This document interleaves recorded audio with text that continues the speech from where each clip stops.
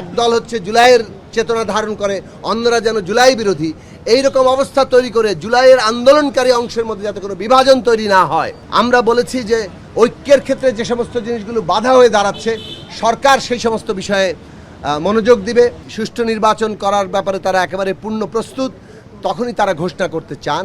তবে এখন রাজনৈতিক দলগুলো এবং সবাই যেহেতু নির্বাচনের তারিখ চাইছে, এই বিষয়টা তারা দ্রুত অনেক গুরুত্বের সাথে বিবেচনায় নিচ্ছেন এবং তারা গুরুত্বের সাথে বিবেচনায় নিয়ে এই যে প্রশাসনিক প্রস্তুতি, এগুলোকে বিবেচনায় নিয়ে তারা অচিরেই এইরকম একটি সিদ্ধান্তের জায়গায় পৌঁছাবেন যে কবে নাগাদ নির্বাচনের সময়সীমাটা আরও সুনির্দিষ্ট করে হাজির করা যায়। এই তিনটি বিষয়ের উপর আমরা গুরুত্ব দিয়েছি। আমরা বলেছি যে ঐক্যের ক্ষেত্রে যে সমস্ত জিনিসগুলো বাধা হয়ে দাঁড়াচ্ছে, সরকার সেই সমস্ত বিষয়ে মনোযোগ দিবে। যেমন অনেকগুলো জাতীয় গুরুত্বপূর্ণ নিরাপত্তাগত প্রশ্ন হাজির হচ্ছে, কিন্তু সেই সব বিষয় নিয়ে অংশীজনদের সাথে যে আলাপ আলোচনা, এটা হয়নি। বিগত ফেব্রুয়ারির পরে 3 মাসের পরে আজকে এক ধরনের আলাপ আলোচনা শুরু হয়েছে সরকারের সাথে। তাহলে সরকারকে নিয়মিত বিরতিতে আমরা এর জন্য জাতীয় রাজনৈতিক কাউন্সিল গঠনের কথা শুরু থেকে বলেছিলাম, যেটা হলে আজকে এই দূরত্বের জায়গা তৈরি হতো না। কিন্তু আমরা বলেছি এখনও সময় আছে, কোনো না কোনো কাঠামোগত জায়গা থেকে সরকার যাতে নিয়মিতভাবে অংশীজন রাজনৈতিক দলসহ অংশীজনদের সাথে আলোচনা করে এবং এই ধরনের জাতীয় গুরুত্বপূর্ণ প্রশ্নগুলো একটা আলোচনার প্রক্রিয়ার মধ্য দিয়েই সরকার এগোয়, তাহলে এই যথাসম্ভব দূরত্বের জায়গাটি থাকবে না।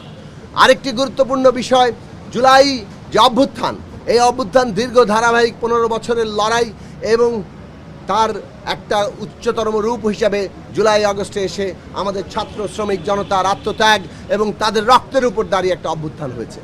এখানে সকল জনগণের অংশগ্রহণ ছিল। জুলাইয়ের এই যে অভ্যুত্থান, এই অভ্যুত্থান সকলের অবদানে তৈরি হয়েছে। হ্যাঁ, অনেকের ভূমিকাকে আমরা নিশ্চয়ই তার যথাযথ মূল্যায়ন করব, তাকে তার যে গৌরব সেটাকে আমরা তুলে ধরব।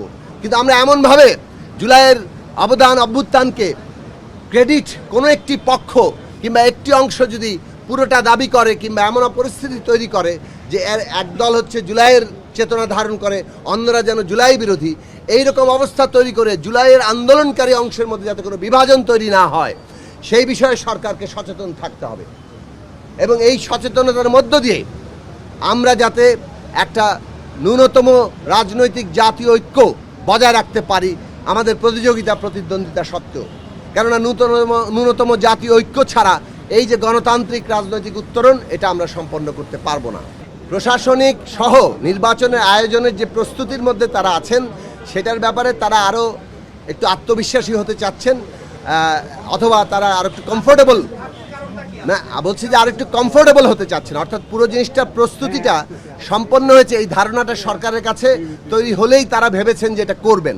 ফলে এখানে যেহেতু একটা দূরত্ব তৈরি হয়ে গেছে, যে সরকার মনে হচ্ছে যেন মানে অনেক এই যে রাজনৈতিক দলগুলো সহ সমস্ত পক্ষের মধ্যে যে মনে হচ্ছে নির্বাচন ঘোষণাটা প্রলম্বিত করা হচ্ছে, সেইটা তারা মনে করেন যে প্রলম্বিত ইচ্ছাকৃতভাবে তারা করছেন না। তারা ভেবেছিলেন যে তারা একটু কমফোর্টেবল হলে তারা এই ঘোষণাটা করবেন। রাজনৈতিক দলগুলোর দাবির পরিপ্রেক্ষিতে তারা মনে করছেন যে এখন কত দ্রুততম সময় সেটা করা যায়, সেটা তারা গুরুত্বের সাথে বিবেচনা করবে।